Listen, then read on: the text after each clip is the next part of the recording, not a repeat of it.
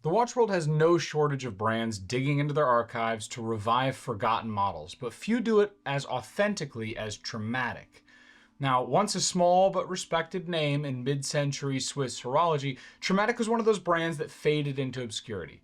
It was overshadowed by its bigger Swiss names and the quartz crisis. Yet, rather than interpreting their history through a modern lens, Trematic has taken a different route, one that we've seen from a few other brands, which is bringing their past back to life untouched as if it's never left. Now, brief history on Trematic as a brand. They were founded on April 12th, 1952 in Colony, Geneva, Switzerland by E. Patramond. The brand gained prominence throughout the 1950s and the 1960s, known for crafting elegant timepieces featuring complications such as moon phases or triple calendars, and they often used a FELSA automatic movement, which was innovative at the time for its bi-directional winding rotors. Now, during the quartz crisis in the 1980s, we know that impacted traditional watchmaking companies, especially smaller ones, and led to the eventual closure of Trematic. In 2022, Daniele Compagnano, an Italian entrepreneur with a background in economics and watchmaking, acquired the brand. He was inspired by his grandfather's passion for Trematic, and he aimed to restore the legacy. Now, this model is part of their Archivio Uno series.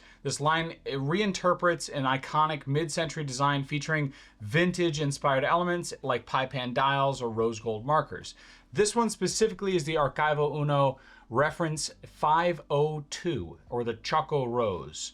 Now, everything about this watch feels as like it was unearthed from a forgotten new old stock inventory, but without the fragility or mechanical inconsistencies of actual vintage watches. It isn't a modernized remake, it's a pure reconstruction of the Trematic design ethos, but in a slightly larger size from the 1950s. With an almost obsessive attention to period-correct details, including the fonts, numeral sizes, applications, and the font of the brand itself. Now, this 38mm stainless steel case with then a rose gold plating on the outside remains semi-true to the dimensions of the past. It's basically enlarging it slightly. The Choco Rose dial here is where the watch earns its name. It's a stunning warm brown, almost like an ox red. So it's like between brown and red with a sun-kissed kind of tropical effect, although it definitely fades more into brown than it does into sort of a tropical tone. Whatever red hues there are inside the dial are sort of brought out by the rose gold case, the rose gold numerals, and the rose gold Dolphine style hands. Now, the center here is segmented in paint color and tone, and also with a white rim, which looks like a simple divider, but if you look again, you'll notice that on the interior here, it's actually a seconds and minutes track, which I think is a rare addition to a dress watch because it subtly adds the feature of allowing you to track the minute accurately without overall adding to the look of it or having a big rim around the exterior of the watch. It's a 10.8mm thickness, so sliding it under a cuff is not a problem, as you can see here on my 7-inch wrist. And they did upgrade it to a modern Sellita SW200-1 Elaboré movement with a domed sapphire crystal to the front as opposed to a plexiglass. The 38mm case here for a modern wrist is a dress watch that's easy to sell. The Archivio Uno fits perfectly, it feels solid. It's a little tall, which makes it even more rugged and definitely makes it feel more like a modern architecture in general, although it's slightly slimmer than what you would typically expect for that sort of thickness. It's discreet yet refined. It's an accessory rather than a statement piece, but make no mistake, if you buy it here in the rose gold, you will still garner some level of attention. Now, the slender lugs here curve naturally. They look like they curve really far away from the case, but it's only because they start so much further back on the mid case. But it gives it sort of a sloping feel to these lugs, which I think is really interesting, especially with this back bevel on the back side. It's here on this vegan leather strap. Now, my preference is for real leather, given that we have centuries-long history of knowing how to keep it well hydrated and long-lasting.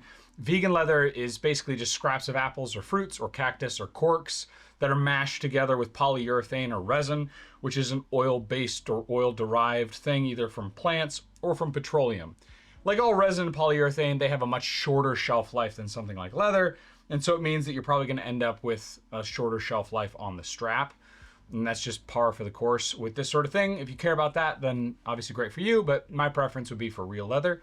But I inherited those sorts of opinions about this and many other things, which is why the product that my company manufactures is made of the best things my father and I could find, but I digress. In economics, there are points of parity and points of differentiation. Sellita movement in a watch like this is almost a point of parity. It's a place that almost all micro brands need to be at if they're considered to be at this $1,000 price range. Or they could have a more unique movement like a micro rotor that you see in Baltic watches. The points of differentiation for a watch like this is in the feeling. See, Harvard professor Gerald Zaltman estimates that 95% of purchasing decisions are subconscious. And obviously that's an estimation and just a percentage, but our buying decisions are heavily influenced by emotions rather than rational analysis. There are further studies that say the same thing, but here you have basically nostalgia in a package. I wasn't born in the 60s or the 50s, and I certainly have never lived in them, but it doesn't mean that the history books and pictures and films that came out of that era don't fill me with a sort of feeling of being at the pinnacle of design inspiration. There's a reason why mid-century modern is a thing. And same thing for vintage revivals. And there's obviously the dream that cars like the ones that were inspired the designs of the 1960s will eventually return. This watch has all those feelings kind of wrapped up in one. It's modern reliability with the feeling that you're tapping back into the sort of golden age for industrial design. Now, what are the negatives or drawbacks of this watch? Honestly, the biggest one is that you can buy the real thing from that era on eBay instead of this, and often for less. Now, granted, your long-term cost for that sort of watch is going to be higher because you're going to be servicing old movements that are no longer made, and that's sort of a problem. So buying this gives you that sort of modern reliability without sacrificing as much visually. Now, if I have a request, what I would love to see from all vintage revival brands is a servicing department for their old watches. If you take over an old brand, pick up where it left off. Taking the name only is easy, but taking the name and developing the tools, the jigs, and at least the contacts to allow you to service their old watches is truly rebuilding the brand. It's expensive, and the service costs for consumers like myself, if I bought an old one, will likely be insane, but that would be my ask. It allows them to take Trematic and actually revive the entire brand in its entirety. At $980, this sort of reference here on the Choco Rose is not cheap, and that will be its biggest challenge. There are plenty of other vintage-inspired watches out there for less money. Some of these bigger names come in around the same price point and sometimes a little bit less, like Longines with their sector dial or the Hamilton Trematic, which has always been a favorite of mine. And obviously, you still have the option for the vintage Trematic itself. But this isn't a watch for someone who's looking for best specs per dollar. It's someone who appreciates purity in design, who loves the idea of a vintage watch without the headaches of vintage ownership. Now, I love this watch. I wore it to a gathering I had the other day with family. It was something that I was really happy to wear because it's different, it's exciting, it's a dress watch, and I like the rose gold elements with this sort of Choco Rose dial. So the watch isn't trying to be everything to everyone. It's a love letter to mid-century watchmaking. It's designed for those who truly appreciate historical accuracy with a little bit of a modern case over a pure modern reinterpretation. So what do you guys think about the Choco Rose here from Trematic? Let me know in the comments below, and I'll see you in the next one. Take care.